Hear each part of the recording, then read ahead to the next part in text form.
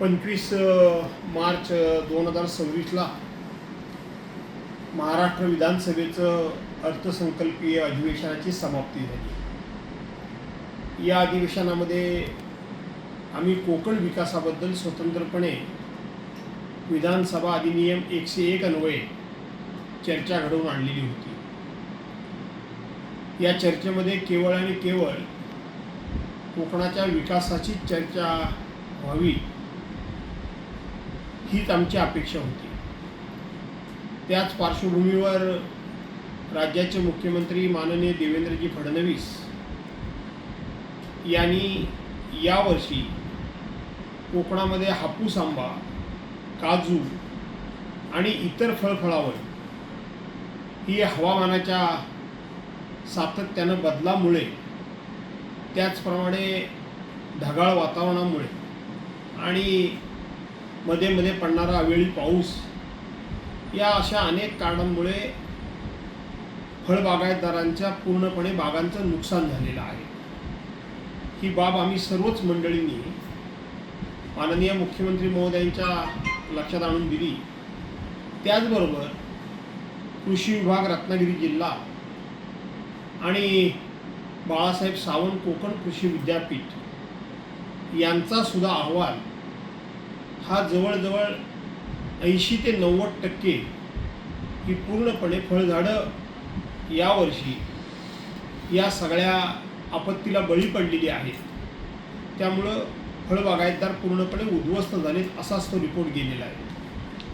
त्याचबरोबर पश्चिम आशियामध्ये जे युद्ध सुरू आहे त्यामुळे थोडा बहुत आखाती देशामध्ये आपल्या कोकणचा हापूस आंबा जाऊन फळबागायतदारांना 2 पैसे मिळायचे, त्या युद्धामुळं आता तेही मिळणार नाही। या पार्श्वभूमीवर माननीय मुख्यमंत्री महोदयांनी आंबा बागायतदारांना हेक्टरी किमान 5 लाख रुपये आणि काजू बागायतदारांना किमान 3 लाख रुपये हेक्टरी मदत करावी अशी आग्रही मागणी मी स्वतः केली होती। बाकीच्या मंडळींनी देखील तशाच प्रकारचं समर्थन केलं होतं आणि मुख्यमंत्री महोदयांनी अगदी मी मदत करतोच अशा प्रकारचं आश्वासन आम्हा सर्वांना दिलं। परंतु 25 तारखेला अधिवेशन संपता माननीय मुख्यमंत्री महोदयांनी या आंबा काजू बागायतदारांना मदतीची घोषणा केली। ही केवळ कोकणातल्या लोकांची टिंगलटवाळी तर फक्त नाही तर क्रूर चेष्टा केलेली आहे। त्यांनी सांगताना काय सांगितलं की आंबा बागायतदारांना आणि काजू बागायतदारांना विमा हा उतरवल्यानंतर त्या विम्याची रक्कम मिळते। अहो मुख्यमंत्री महोदय, महाराष्ट्रामध्ये बाकीचे देखील वेगवेगळी शेतकरी पिकं घेणारे आहेत, त्यांना देखील विमा योजना लागू आहे। पण त्यांना देखील विमा योजना लागू असताना त्यांचं जर नुकसान झालं तर तुम्ही त्याला स्वतंत्रपणे मदत करता, पॅकेजच्या रूपानं मदत करता आणि कोकणाला काय सांगता की विम्याची रक्कम तुम्हाला मिळणार आहे। आणि ज्यांना कोणाला विम्याची रक्कम मिळणार नाही, कारण ज्यांनी कोणी विमा उतरला नाही, त्या आंबा बागायतदारांना हेक्टरी 22,000 रुपये, एका हेक्टरमध्ये आंब्याची झाडं ही 250 लागतात। एका हेक्टरमध्ये आंब्याची झाडं ही 100 लावावी असा नियम आहे। 100 म्हणजे एका झाडाला तुम्ही फक्त 220 रुपयाची मदत देण्याची घोषणा करून मी म्हटल्याप्रमाणे तुम्ही केवळ आमची टिंगलटवाळी नाही तर क्रूर अशी चेष्टा तुम्ही केली।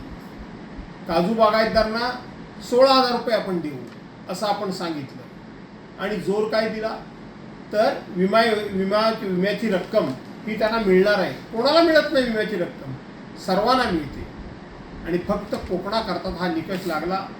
हे जेव्हा माननीय मुख्यमंत्री महोदयांचं मी निवेदन ऐकलं, खरं सांगायला गेलं तर रागाबरोबर संतापाबरोबर खंत देखील वाटली की आमच्या कोकणाची सातत्यानं कशी उपेक्षा होती आहे त्याचं हे उदाहरण आहे।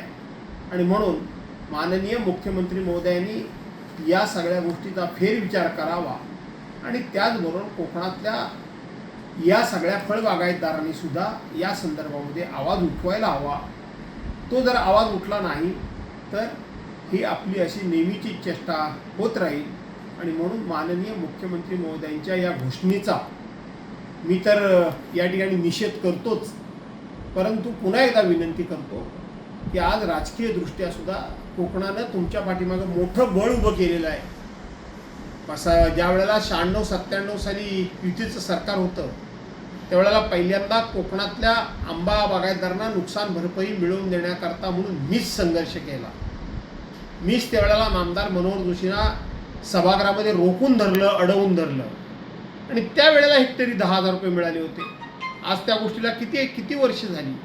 आणि म्हणून ही कोकणाची उपेक्षा माननीय मुख्यमंत्री आणि राज्यकर्त्यांनी थांबवावी अशी माझी विनंती आहे.